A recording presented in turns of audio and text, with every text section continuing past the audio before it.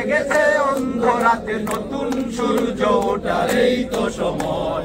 জয় বাংলা, বাংলার জয়। আমরা কারা? শেখ হাসিনা। আমরা কারা? শেখ হাসিনা।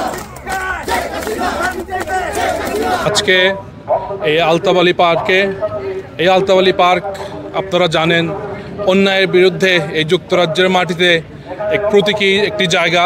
সেই জায়গাতে দাঁড়িয়ে আজকে আমাদের স্বদেশ, আমাদের প্রাণের বাংলাদেশ যে নৈরাজ্য চলছে, যে সন্ত্রাসী কার্যকলাপ চলছে, আমাদের সাজানো গোছানো দেশকে ধ্বংস যে কার্যক্রম চলছে, তার প্রতিবাদে আজকে আপনারা জানেন গোপালগঞ্জে গণহত্যা হয়েছে।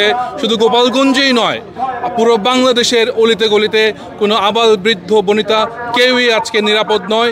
সেই সকল অপরাধের প্রতিবাদে, সেই সকল সন্ত্রাসীদের আপনার যে কার্যক্রমের প্রতিবাদে আজকে যুক্তরাজ্য ছাত্রলীগ এখানে সমবেত হয়েছে।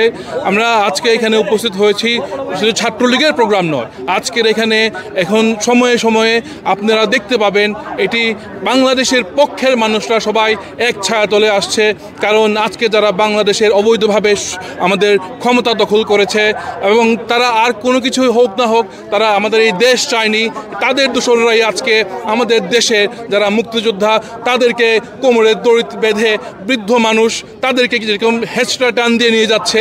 কোনো সভ্য দেশে এইরকম হতে পারে না। এর থেকে বোঝা যায় তারা সেই ৭১-এ পরাজিত শক্তি আমাদের লাল সবুজের পতাকাকে তারা খামচে ধরেছে। এই সকলের প্রতিবাদে শুধু বাংলাদেশ আওয়ামী লীগ নয়, ছাত্রলীগ নয়, যুবলীগ নয়, যারা বাংলাদেশকে ভালোবাসেন, সময় এসেছে আমাদের সবাইকে এক হতে হবে। এক হয়ে আমাদের দেশকে আবারও আমাদের উদ্ধার করতে হবে এই শকুনদের হাত থেকে। We should revive Bangladesh as soon as we can. বিগত 16ই জুলাই গোপালগঞ্জে আমাদের সাধারণ এবং শান্তিকামী মানুষকে প্রশাসন নির্বিচারে গুলি চালায়।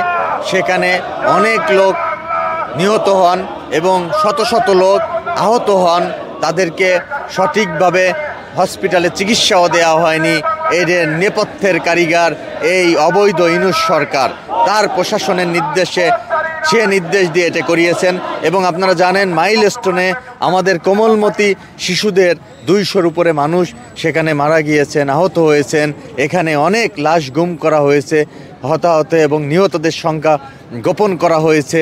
এই সবের প্রতিবাদে এবং শোক জানিয়ে এবং আমরা এটার তীব্র প্রতিবাদ জানিয়ে প্রবাস থেকে এখানে যুক্তরাজ্য ছাত্রলীগের আজকের এই আয়োজন। কিছুদিন আগে গোপালগঞ্জে এই ইউনূস বাহিনী কর্তৃক যে গণহত্যা হয়েছে, সেই গণহত্যার প্রতিবাদে বাংলাদেশ ছাত্রলীগ যুক্তরাজ্য শাখা প্রতিবাদ সভার আয়োজন করেছে। সেই প্রতিবাদ সভায় আমরা বর্তমান ছাত্রলীগ, সাবেক ছাত্রলীগ সকলে একত্রিত হয়েছি এবং এখান থেকে আমরা ইউনূস বাহিনীকে বাংলাদেশে হুঁশিয়ার উচ্চারণ করে দিতে চাই। আপনি যদি গোপালগঞ্জে যেভাবে হত্যা চালিয়েছেন, এই হত্যার দায় কিন্তু আপনাকে নিতে হবে। এবং সারা বাংলাদেশে আপনি যদি আর একজন ছাত্রলীগের, আওয়ামী লীগের নেতাকর্মীকে আপনি হত্যা করেন বা আপনার বাহিনী যদি হত্যা করে, তাহলে আমরা এখান থেকে হুঁশিয়ার উচ্চারণ করে দিতে চাই, আপনি কিন্তু পালাবার পথ পাবেন না। 111-এ কিন্তু সেই আর্মি শেখ হাসিনাকে মাইনাস করতে চেয়েছিল, কিন্তু পারে নাই। এইবারও ইনশাল্লাহ পারবে না। শেখ হাসিনা বাংলাদেশে আসবে এবং শেখ হাসিনা বাংলাদেশের প্রধানমন্ত্রী হবে। আপনারা জানেন যে বিগত 5ই আগস্ট বাংলাদেশে একটি জঙ্গি হামলা হয়েছে।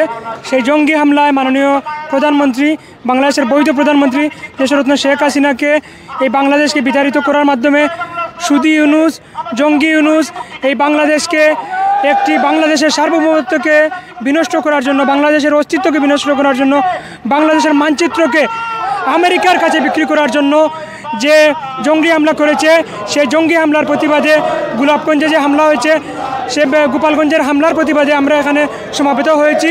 আমরা বিশ্বাস করি মাননীয় প্রধানমন্ত্রী দেশরত্ন শেখ হাসিনা আবারও বাংলার মাটিতে আসবেন। 5 অগাস্টের পরে আমাদের শত শত ছাত্রলীগের নেতাকর্মীকে হত্যা করা হয়েছে, ছাত্রলীগের নেতাকর্মীদের নির্যাতন করা হচ্ছে।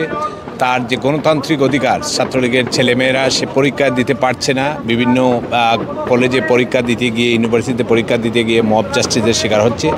তার প্রতিবাদে এবং বিশেষ করে আপনারা জানেন যে প্রফেসর ইউনূসের সরকার বাংলাদেশে যে গণহত্যা চালাচ্ছে, গোপালগঞ্জে যে গণহত্যা চালিয়েছে, সাধারণ মানুষকে হত্যা করছে, অনেক লাশ গুম হয়েছে, তার প্রতিবাদে এখানে বাংলাদেশ ছাত্রলীগ কাজ করছে। আপনারা জানেন যে বাংলাদেশ ছাত্রলীগ এটি ঐতিহ্যবাহী সংগঠন। বঙ্গবন্ধুর হাতে গড়া এই সংগঠনটি সারা বাংলাদেশে আজকে আওয়ামী লীগের এই কঠিন সময়ে ছাত্রলীগ অতন্ত্র প্রহরীর মতো কাজ করছে।